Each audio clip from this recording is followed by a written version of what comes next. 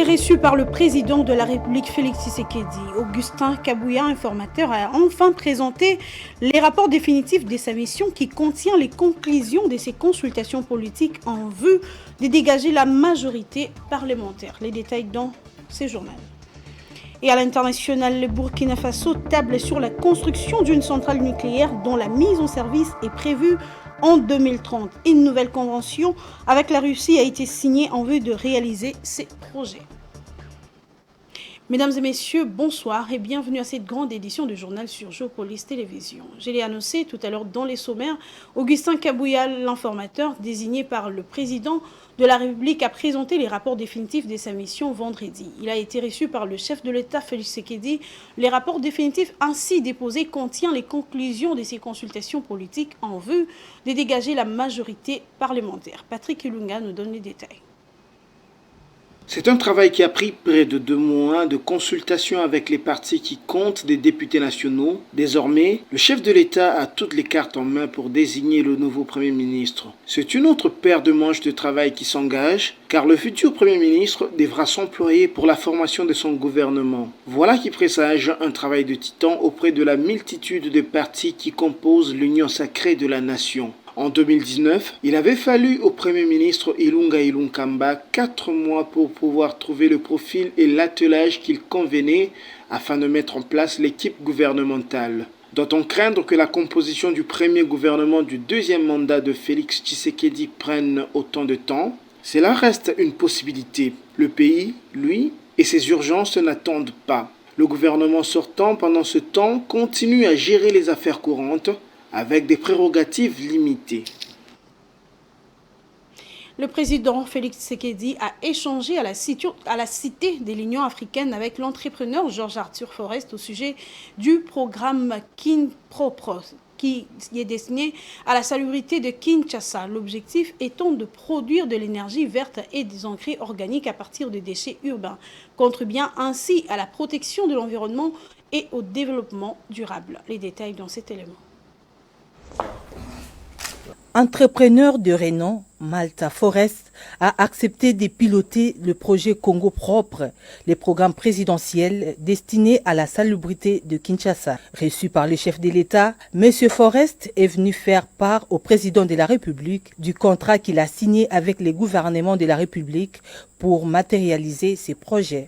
En pratique, Congo Propre va se charger de ramasser tous les déchets de la ville Kinshasa, le traiter et les transformer en énergie et en engrais. Des fonds sont déjà disponibles pour matérialiser ces projets. C'est un projet à lui, c'est le projet du président qu'il souhaitait absolument d'un Congo propre.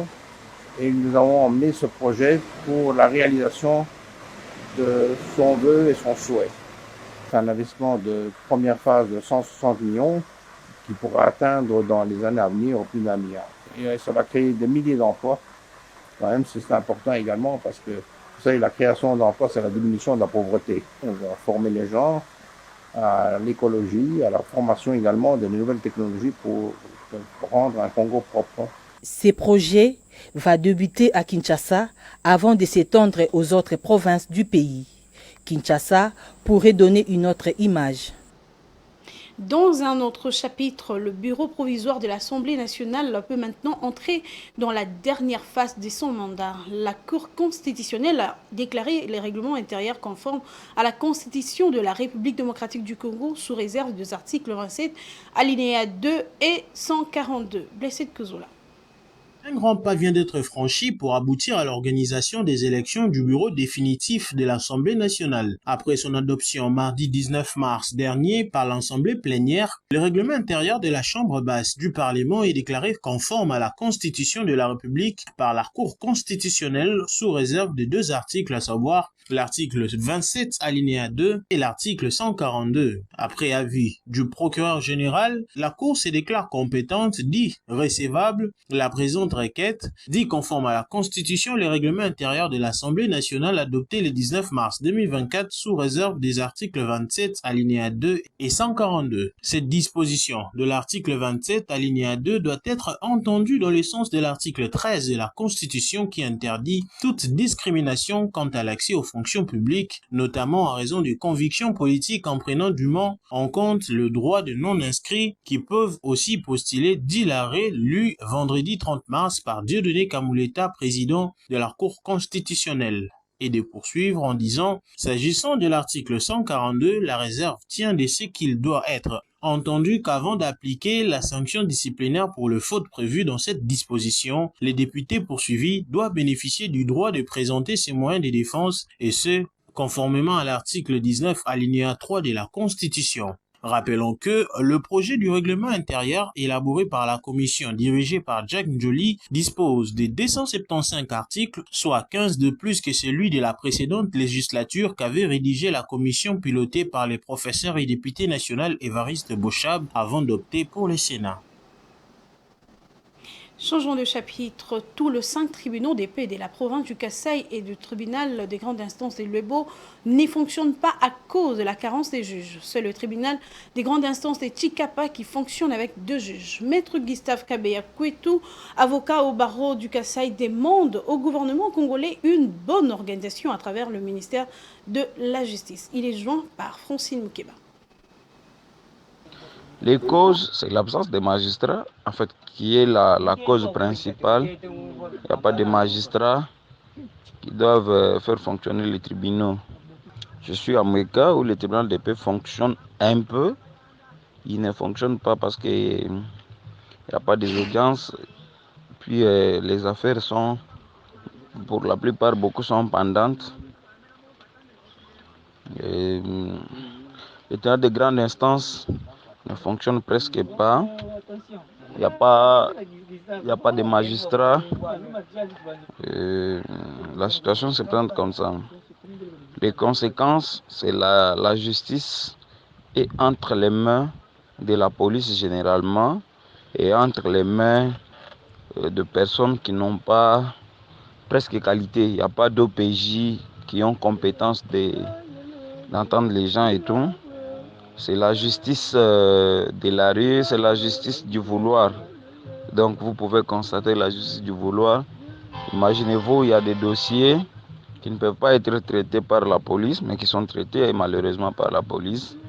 Il y a des dossiers qui passent par la police, qui passent par l'ANER, qui passent par la DGM, tout ça. C'est la conséquence majeure. L'autre conséquence, c'est que les droits ne peuvent pas se dire quand il n'y a pas de personnes qui ont qualité, surtout qualité de dire les droits, quand il n'y en a pas. Donc la conséquence, c'est qu'on demande au gouvernement d'organiser les choses à travers le ministère de la Justice, d'organiser les choses, de pouvoir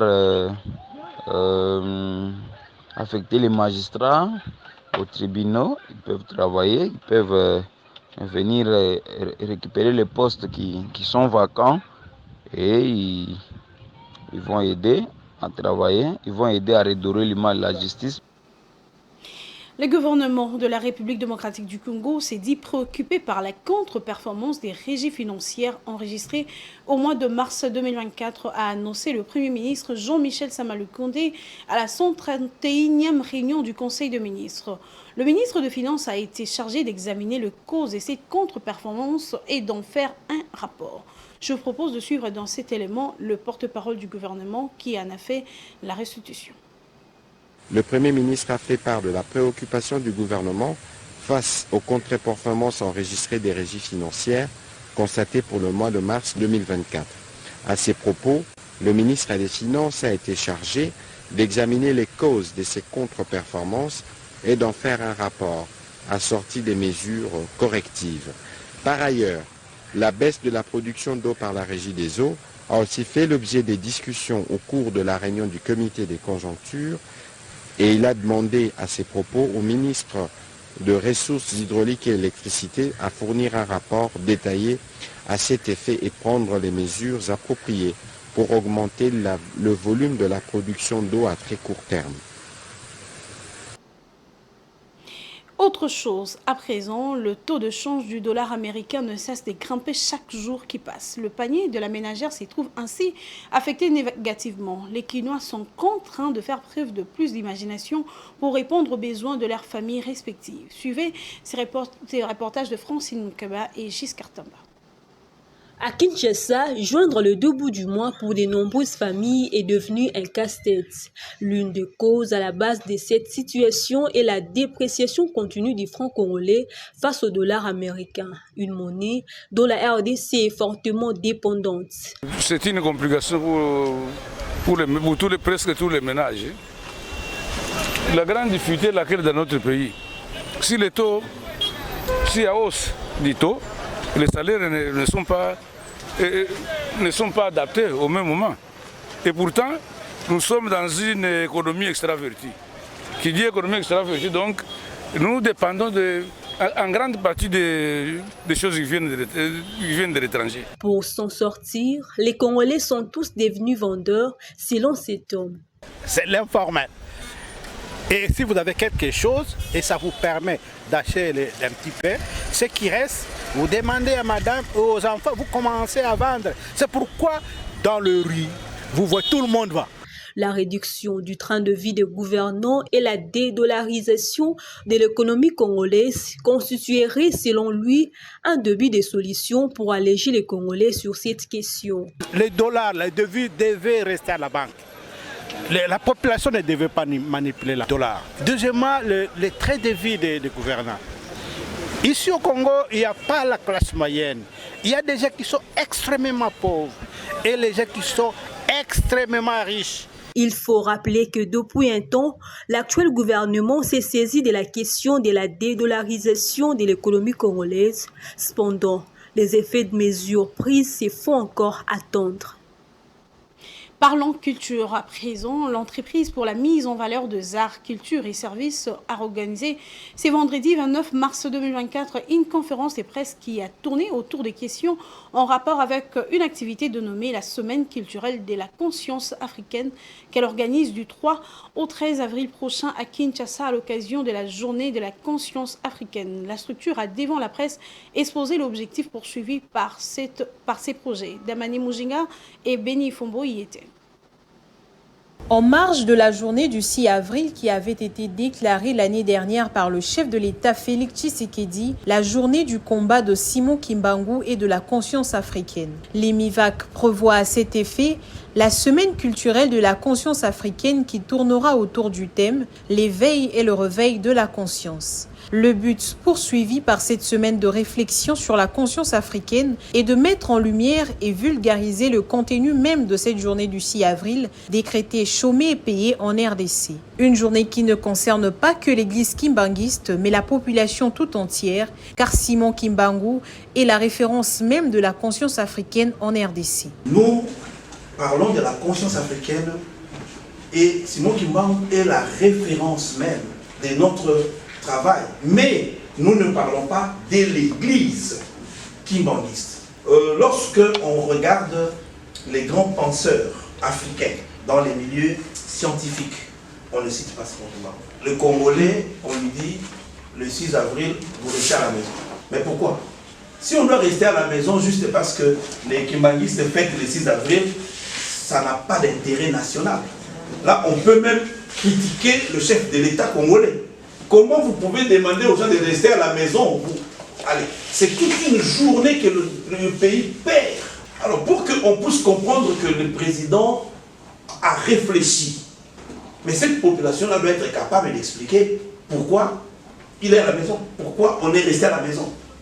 Donc, il y a de quoi à sensibiliser, à vulgariser cette journée-là, mais surtout expliquer le pourquoi de la journée. Une activité qui met la jeunesse au centre afin de la conscientiser car elle est l'avenir de demain. Nous avons dit, nous préparons un petit noyau des jeunes qui vont suivre un séminaire et après le séminaire, on va créer un groupe qui va continuer à réfléchir sur la thématique justement de la conscience africaine et du combat des Simon Kimbangu. Donc il y aura pas mal d'activités pendant cette période qui va séparer les deux éditions. Donc, à partir de maintenant, nous lançons la machine. Du 3 au 13, ce sont des activités qui vont juste pour la célébration de la journée du 6. Mais après ça, nous aurons beaucoup d'activités. On aura des ateliers, on aura des créations cinématographiques. Cette année 2024 marque la première édition de la CECUCAF. Dans les années à venir, l'EMIVAC prévoit que cette démarche entre dans une perspective panafricaine, car la conscience africaine concerne tous les pays d'Afrique. C'est par cet élément que nous mettons fin aux informations nationales. Place à présent à la page internationale.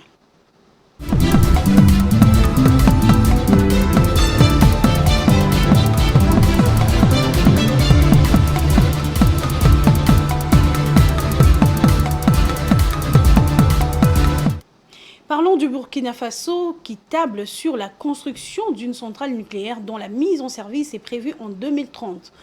Prenant part au Forum international sur l'énergie nucléaire Atomexpo le 25 mars 2024 en Russie, le ministre burkinabé de l'énergie a signé une nouvelle convention avec la Russie en vue de réaliser ces projets. Les détails avec Edouard Funda.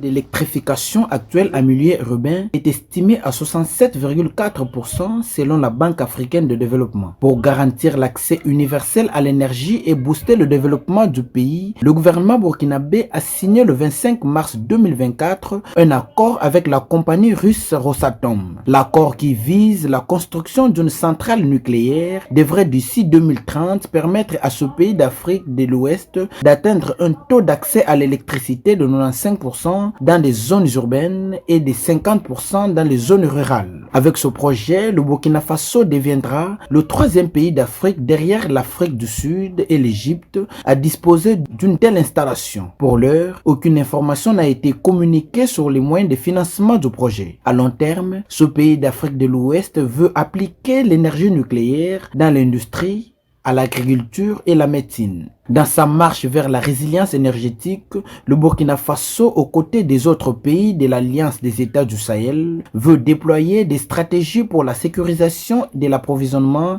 en énergie électrique pour construire une centrale nucléaire d'ici 2034. La bonne tenue des activités non pétrolières devrait porter la croissance économique en zone CEMAC en 2024. Selon les prévisions de la Banque des États de l'Afrique centrale, l'institution bancaire projette en effet une croissance de 3,6 dans l'espace communautaire en fin 2024, soit le taux de croissance économique le plus élevé en 10 ans. La croissance des activités non pétrolières devrait donc s'établir entre 4,1 au cours de l'année 2024 par rapport aux 3,1 au cours de l'année 2023. Les détails dans cet élément. Dans la communauté économique et monétaire de l'Afrique centrale CEMAC sont favorables pour l'année 2024. Les prévisions du comité de politique monétaire de la Banque des États de l'Afrique centrale BEAC révèlent une croissance à 3,6% dans l'espace communautaire à fin 2024, soit le taux de croissance économique le plus élevé en 10 ans. Cette croissance sera portée principalement par la bonne performance des activités non pétrolières, dont la croissance est attendue à 4,1% au cours de 2024, en hausse de 1% par rapport aux 3,1% en 2023, selon les projections de la BEAC. Les perspectives économiques dans la zone CEMAC sont assez bonnes. Elles peuvent être mitigées pour ce qui est de l'inflation, mais pourraient se ressaisir si l'économie de l'Afrique centrale connaît une certaine diversification. Il faut donc diversifier les exportations, surtout les exportations à l'intérieur de l'Afrique, ce qui permettrait non seulement de stabiliser les prix, de contenir l'inflation à un taux beaucoup moins que celui de 5,5%. Le dynamisme annoncé des activités économiques en zone CEMAC, notamment dans le secteur au pétrole, sera impulsé aussi bien par le secteur privé que par le secteur public. Dans le secteur public, les perspectives de la BEAC montrent une dégradation des indicateurs des finances publiques en 2024 avec un solde budgétaire négatif, soit moins 0,2% contre 0% en 2023, en raison notamment de l'accroissement des investissements dans les pays de la sous-région. Les économies de l'Afrique centrale doivent arrêter de faire pression sur le pétrole comme locomotive de l'économie et doivent beaucoup plus profiter du prix du cacao qui est en hausse pour augmenter le nombre de partenaires commerciaux et exporter dans des marchés à haute valeur ajoutée tels que l'Asie. Dans le même temps, en dépit des mesures de lutte contre l'inflation mises en œuvre dans les pays de la CEMAC, les poussées inflationnistes devraient persister tout au long de 2024. L'inflation dans la sous-région devrait s'établir à 5,5%, soit près du double du seuil de tolérance de 3% admis par les critères de surveillance multilatérale de la zone. Ces pressions inflationnistes seront entretenues par la hausse des prix des produits pétroliers, notamment au Cameroun et au Tchad, d'après les perspectives de la BEAC. C'en est fini pour aujourd'hui, mesdames et messieurs, mais je ne peux vous quitter sans vous rappeler les deux principaux titres de cette avant-dernière édition du mois de mars. Il a été reçu par le président de la République, Félix Tshisekedi. Augustin Kabouya, l'informateur, a enfin présenté le rapport définitif de sa mission qui contient les conclusions de ses consultations politiques en vue de dégager la majorité parlementaire. Et à l'international, vous avez suivi les Burkina Faso table sur la construction d'une centrale nucléaire dont la mise en service est prévue en 2030. Une nouvelle convention avec la Russie a été signée en vue de réaliser ces projets. Merci de nous avoir choisis pour vous informer, mesdames et messieurs. Portez-vous bien et bon week-end à tous.